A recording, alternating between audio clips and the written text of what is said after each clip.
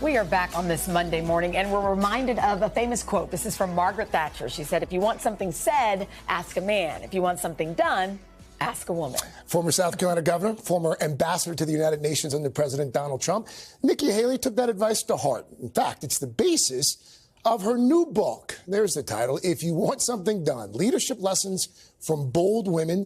In the book, she profiles the obstacles and accomplishments of 10 powerful women throughout history and weaves them in with her own story. And the former ambassador joins us this morning.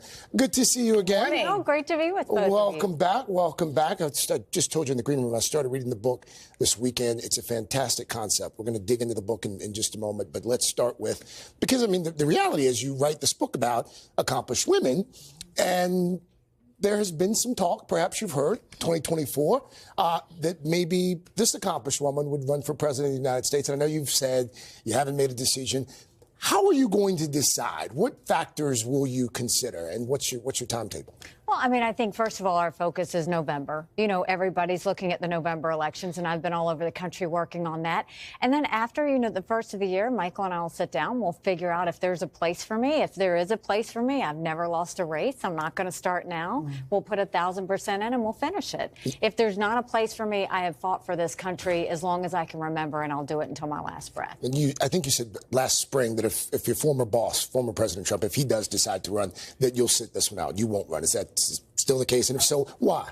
I mean, we'll see if he runs. We'll see if he runs. He hasn't said that he's going to run. And so, you know, we'll make a decision after the first of next year and figure it out. Would you ever run against? It's not something I think about. I was proud to serve with him in the administration. It's something that, you know, I can tell you that I'm thrilled with the accomplishments we did together. We had a great working relationship. But right now, we'll see what he does. You've been very involved in the midterm elections this year. As you know, some Republicans, you know, the candidates running have denied the results of the election. Do you think that's a disqualifier?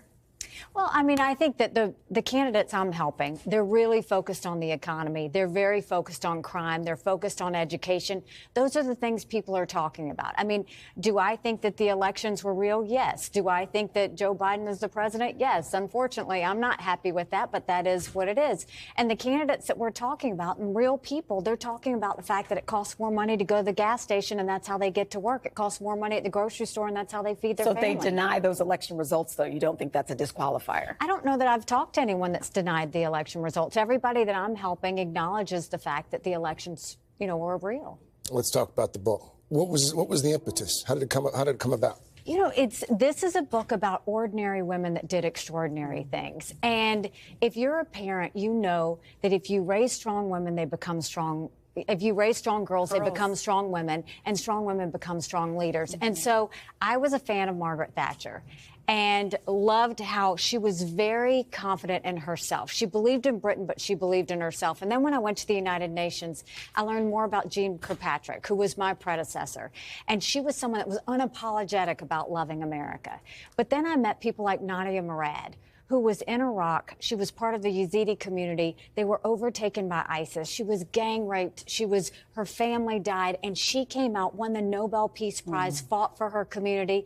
Or people like Cindy Warmbier, where, you know, her son Otto Warmbier, we know was tortured in North Korea. But you find these stories that are just fantastic of women who had sheer will and knew that they were meant for great things, and they deserve to be in the room. And I hope that this is a reminder to every parent who has a child that we want those kids to know they deserve to be in the room. If you are someone who's had a female mentor or leader, give them this as a thank you and say thank you for believing in me. And these are inspirational stories. I hope they'll inspire a lot of women. One of the things I found interesting in the book is this idea, and I never knew this, you, throughout the course of your career, you send notes to women that inspire you.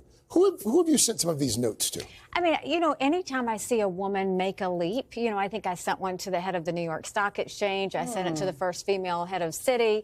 You know, I just sent it to the new female anchor at Fox News. You know, anytime I see a woman do something, I think we have to give that and push them and say, go get them, you know, because women second guess themselves. And anytime we can go and just push them a little further and say, you've got this, it's important. And finally, listen, you just heard us talking about breast cancer awareness. We were talking so much about health and wellness for women. I was just reading that you're running now. Did you just finish a half marathon? I finished a half marathon in December. Last I told you, I had picked up running. Yes. I finished a half marathon in December. For you, finally? You know, it's a great way to tune out the noise. Like a lot of people don't realize I don't live and eat politics. I have a regular life, but when you get out and run, it's a great way to just kind of center your mind. You can take God with you and you just plan your day out and you can kind of figure out what really matters. It's a great way to kind of forget the world for a while. So it's you're going to keep running a marathon next? Ran 7 miles yesterday. I'm going to keep on going. Okay. Tell Michael hello. Is he running with you? Yes, he is. Love Good it. deal. All right. Thank you for your time this morning. Great to be with you. Congratulations again on the book. Again, it's called If You Want Something Done, Leadership Lessons from Bold Women. It's out tomorrow. Thank you. Hey, thanks for watching our YouTube channel. Find your favorite recipes, celebrity interviews, uplifting stories, shop our favorite deals, and so much more with the Today app. Download it now.